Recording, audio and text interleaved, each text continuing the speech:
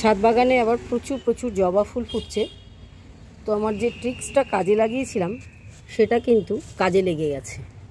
প্লাস্টিকে বেঁধে রাখার জন্য কিন্তু এখন আর ফুলের অসুবিধা হচ্ছে না। প্রতিদিনই বাগান থেকে পুজোর ফুল আমি সংগ্রহ করে নিতে পারছি। Hello friends, welcome to Madhu's dream garden. আজ থাকছে গরমের একটা খুব সুন্দর ফুল গাছ নন্দিনী বা লিসিয়েন্থাস নিয়ে এপিসোড। গরমের পার্মানেন্ট গাছের সঙ্গে সঙ্গে আমরা গরমের কিছু কিছু সিজন ফ্লাওয়ারও লাগাই। তো তেমনই একটা গাছ হচ্ছে নন্দিনী। যদিও নন্দিনীকে পার্মানেন্ট গাছ হিসেবে পরের বছরের জন্য বাঁচিয়ে রাখা যায় কিছু কিছু সহজ পদ্ধতি অবলম্বন করলে। তো আজকে সেই বিশেষ নন্দিনী গাছ নিয়েই থাকছে এপিসোডটা। তো চলুন বন্ধুরা, সঙ্গে থাকুন। শীতের অন্যান্য সিজন ফ্লাওয়ারের সঙ্গে নন্দিনীর 4টে চারাও আমি এনেছিলাম এই রকম 2 ইঞ্চির পটে। তারপরে সপ্তাহখানেক রাখার পরে তাদেরকে আমি দিয়ে দিয়েছিলাম এরকম 4 ইঞ্চি পটে। সম্পূর্ণ শীতে চারাটা গ্রোথটা এতটাই কম হয়েছিল যে মনে হচ্ছিল না যে চারাটা কোনোদিনও বড় হবে বা নতুন করে আবার তাতে ফুল পাবো। তো এইরকমই হয় নন্দিনীর গাছ। যদিও আমাদের ছোট ছোট চারা কিনতে হয় উইন্টার সিজনের চারার সঙ্গে, কিন্তু তাদের আক্ষরিক অর্থে বৃদ্ধি শুরু হয় ফেব্রুয়ারি মাসের শেষ থেকে মার্চ মাসের প্রথম দিকে। তারপরে আস্তে আস্তে কিন্তু খুব তাড়াতাড়ি গাছগুলো বেড়ে ওঠে। তো আমার 4টে চারার মধ্যে এই একটা চারা একদম পাতা হলুদ হয়ে নষ্ট হয়ে গেছে। তো এখনও মাঝখানটা যেহেতু গ্রিন আছে, একে আমি রেখে দিয়েছি। কিছুদিন বাদে যদি দেখি যে না আর কিছু হচ্ছে তো ফেলে দেব।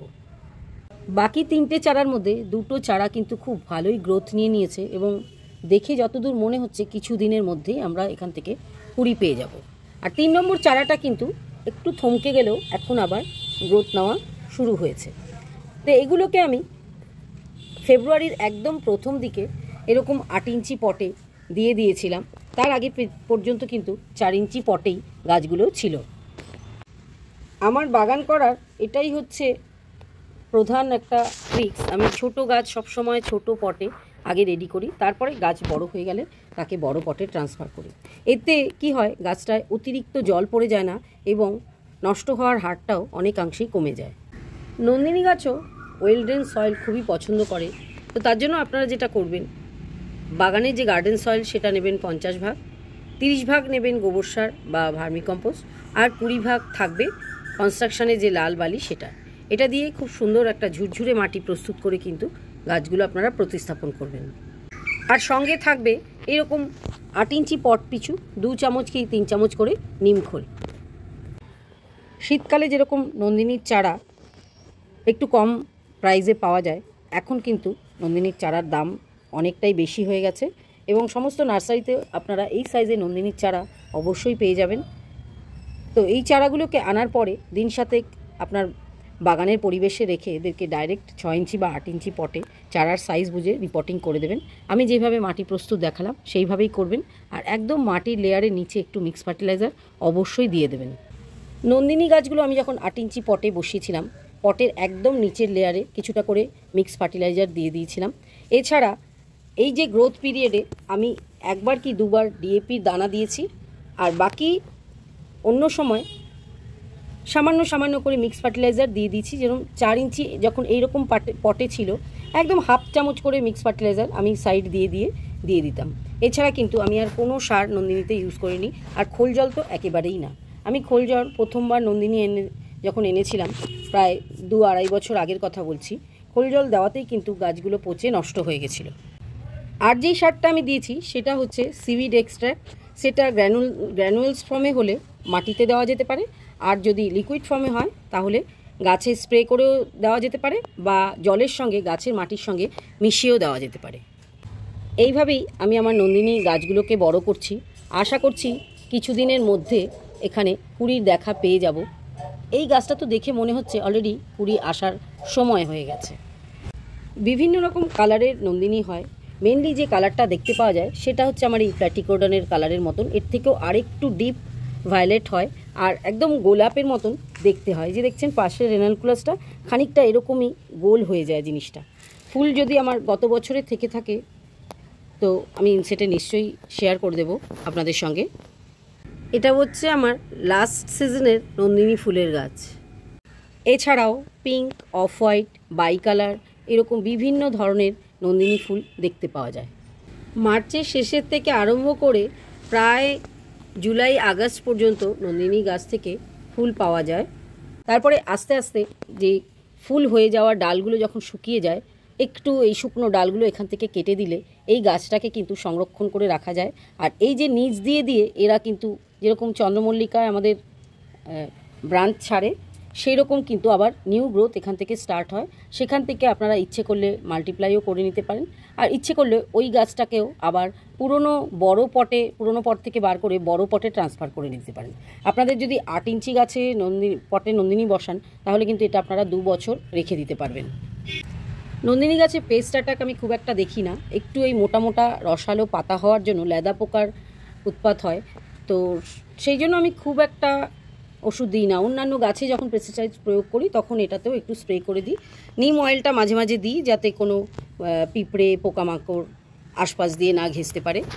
15 দিন অন্তর একবার করে ফাঙ্গিসাইড এই গাছটাতে প্রয়োগ করতে হয়, তা না হলে এই যে পাতাগুলো দেখুন একদম মাটির সঙ্গে লেগে লেগে থাকার জন্য, তো জল বসে অনেক সময় কী হয়, পাতা হলুদ হলুদ দাগ হয়ে যায়। তো ওইভাবে যদি ফাঙ্গিসাইড স্প্রে করা যায় তাহলে কিন্তু গাছগুলোর ফাঙ্গাসের হাত থেকে অনেকটাই রক্ষা পায়। নন্দিনী ফুলের একটা বিশেষত্ব হলো, ফুলটা যখন একবার ফোটে অনেক দিন গাছে স্টে করে। আমি তো দেখেছি গোলাপ গাছের থেকেও বেশি দিন ফুলটা গাছে স্টে করে। এইটা কিন্তু বাগান করার একটা প্লাস পয়েন্ট। যদি একটা ফুল অনেক দিন ধরে স্টে করে তাহলে কিন্তু সেটা দেখতে অনেক ভালো লাগে, এবং অল্প স্বল্প ফুল হলেও ফুলটা যেহেতু দীর্ঘস্থায়ী হয়, তো আশেপাশের ফুল একটা দুটো করে যখন ফুটতে থাকে সংখ্যাটাও বাড়তে থাকে, যেহেতু আগের ফুলও অনেক দিন লং লাস্টিং হচ্ছে। গাছ ছোট থাকতেই এই মাথাগুলো যদি পিঞ্চ করে দেওয়া যায় তাহলে কিন্তু ব্রাঞ্চের সংখ্যাটা অনেকটাই বৃদ্ধিপ্রাপ্ত হয়। তো আমার এবারে অনেক দেরি হয়ে গেছিলো, সেই জন্য খুব একটা বেশি পিঞ্চিং করা হয়নি। যদি আপনারা ছোট থেকে গাছ পিঞ্চিং করে নিতে পারেন তাহলে কিন্তু ব্রাঞ্চের সংখ্যাটা অনেকটাই বাড়ে। ফুল শুকিয়ে যাওয়ার সঙ্গে সঙ্গে কিন্তু ফুলটাকে ওপর থেকে কেটে ফেলে দেবেন, তাহলে আপনারা আরও ফুল পাবেন। আর ফুলকে যদি শুকিয়ে গিয়ে বীজ হতে দেন তাহলে কিন্তু গাছের চেহারা খারাপ হয়ে যায়, তখন গাছটা বীজ ফর্মেশন করতে বিজি হয়ে পড়ে। গাছ অবশ্যই এখন রোদে রাখতে হবে, রোদে না রাখলে ফুল ফুটবে না। তবে আমি যেটা দেখেছি, পুরো সারা দিনের সানলাইটে নন্দিনীকে ফেলে না রেখে দুপুরবেলার রোদ থেকে গাছটাকে একটু বাঁচাবার চেষ্টা করবেন, তাতে কিন্তু ফুলটাও অনেক দিন লাস্টিং করে আর গাছটাও পাতা পুড়ে পুড়ে যায় না, ভালোই থাকে। জলটা অবশ্যই বুঝে বুঝে দেবেন। এর পাতা দেখুন রসালো থাকার জন্য অতিরিক্ত জল পছন্দ করে না, তো মাটিতে যখন জল একদম শুকিয়ে যাবে তখনই কিন্তু জল প্রয়োগ করবেন। খুবই সহজ সরল গাছ আমার যেটুকুনি মনে হয়েছে। সব থেকে বড় কথা, খুব বেশি পোকামাকড়ের উৎপাত নেই। তো এই সমস্ত গাছ কিন্তু আপনারা গরমের সময় অবশ্যই 2-1টা লাগাতে পারেন। এখন ফার্টিলাইজারের মধ্যে আমি যেটা করছি, মাসে 1 থেকে 2 বার ব্যালেন্স এনপিকে স্প্রে করছি গাছটাতে, আর 15 দিন অন্তর অল্প করে মিক্স ফার্টিলাইজার গাছে দিয়ে দিচ্ছি। মাসে 1 বার সিভিড এক্সট্র্যাক্ট স্প্রে করছি। আর ফাঙ্গিসাইড যেরকম বললাম মাসে 2 থেকে 3 বার নন্দিনী গাছে অবশ্যই দিতে হবে।